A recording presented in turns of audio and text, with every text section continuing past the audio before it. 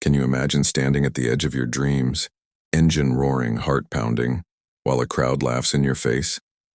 That's what happened to 17-year-old Mia Torres, the daughter of a small-town mechanic. She rolled up to the county racetrack in a rusted-out junkyard relic. And what she did next left everyone breathless. Mia had always loved the sound of engines, not the polished purr of showroom sports cars, but the raw, defiant growl of machines that had seen life. Cars patched with love, grit, and second-hand parts. The kind her father, Luis Torres, worked on in their family garage just outside Lancaster, Pennsylvania. Her father had raised her alone ever since her mom passed when Mia was 6. He wasn't the talking kind, but he taught her everything he knew about cars, through oil-stained hands, late nights under the hood, and the unspoken bond forged between wrenches and wheels. Their garage wasn't much, barely enough to pay the bills. But it was home, and inside it sat a forgotten car, a dented 1987 Toyota Supra, dusty, lifeless, abandoned years ago by a customer who never came back. To most, it looked like scrap. To Mia, it looked like destiny.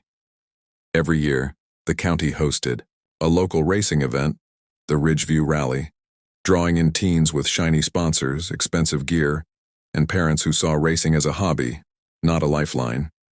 Mia wasn't invited. She didn't have a racing team. She didn't have sponsors. And she certainly didn't have a car that looked like it could even start. But she had a dream. "I want to race," she told her father one evening as they sat on the porch, sipping cold Coke from cracked mugs. Luis glanced at her, then at the Supra covered under a tarp. "You want to race that thing?" he asked, half smiling. She nodded. "We can make her run." There was a long pause. Then he stood up, wiped his hands on his jeans, and said 4 words that changed everything. "Let's get to work." For 3 months, they toiled in the garage. Day after day, after school, and long into the night, Mia and her father worked on the car, replacing hoses, tuning the engine, sanding down rust, stitching the broken upholstery, and even spray painting the body themselves. There were setbacks. They couldn't afford new tires, so Luis bargained with a local junkyard owner. The transmission died halfway through the rebuild, and Mia missed parties, skipped outings, even turned down a dance to keep grinding under that garage roof. But they made progress. Piece by piece, that junkyard car began to purr again. By the time race day arrived, Mia rolled into the Ridgeview track with her makeshift helmet, patched racing suit, and trembling hands. The other racers stared. Some smirked. One girl, Emily, whose dad owned a car dealership and had a custom Mustang with her name on it, laughed loud enough for Mia to hear. "Is that thing even street legal?" she said, loud enough for the crowd to chuckle. "Did it come with tetanus shots?" Mia didn't say a word. She just looked at her father, who gave her a quiet nod from the sidelines, and with that, she climbed in. When the starting gun fired, chaos erupted. Engines screamed.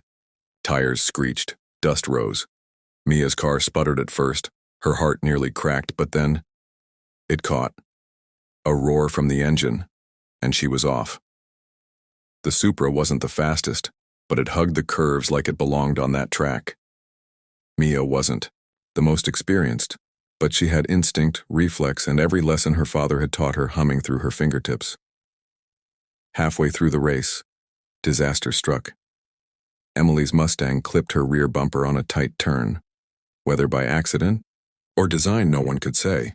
Mia's car skidded, dust flying, and for a breathless moment it looked like she was finished. But then came the moment that changed everything.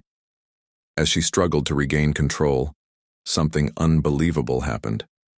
Another racer, Jamal, a boy from the city with a slick Camaro, slowed down beside her just enough to wave her back on track.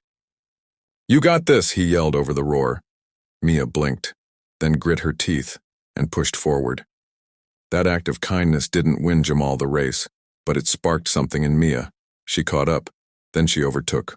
One car, then another, and when she came into the final stretch, the bleachers fell silent, because that rusty old Supra was neck and neck with Emily's Mustang. The final turn was brutal, sharp, fast, the kind that made tires scream and hearts leap. Emily surged forward, but Mia didn't blink. She took the inside line, tight, risky, and at the last possible second gunned it. Her car fishtailed. The crowd gasped. But she held steady, and as the finish line drew near, an old junkyard car, covered in mismatched paint and sweat-stained, love, Mia crossed it, half a second ahead. The silence broke into wild applause. Even the announcer stammered in disbelief. "Ladies and gentlemen, that was incredible." Mia climbed out of the car, trembling. Her father was already running to her, arms out, eyes shining. "You did it," he whispered. "I did it," she repeated, dazed, tears in her eyes. The local press swarmed her. Not because she looked like a racer, but because she raced like one. Even Emily, red-faced and fuming, begrudgingly walked over. "You got lucky," she muttered. Mia smiled. "No, I worked hard." Jamal found her afterward. "That was amazing," he said. "I saw how you handled that spin. You've got real skill." "You helped me," she said. "Why?" He shrugged. "Because you deserve to finish, and I knew you could." Later that week, something unexpected happened. A local auto parts company reached out. They'd seen the race online. They wanted to sponsor her. Not because she had fancy gear, but because she had heart. Other girls from her school started visiting the garage. One even asked, "Can you teach me how to work on engines?" And the best part? The abandoned Supra wasn't abandoned anymore. It had become a symbol, in the town, on social media, and especially in the eyes of a father who once thought his daughter's dreams were too big for their small town. Mia didn't just win a race that day. She changed the rules. She showed that kindness from one racer, belief from one parent, and courage from one girl could leave even the loudest doubters stunned at the finish line. So the next time someone tells you you're not good enough, remember the junkyard girl who refused to quit, because sometimes all it takes is one broken down car and a dream that just won't die.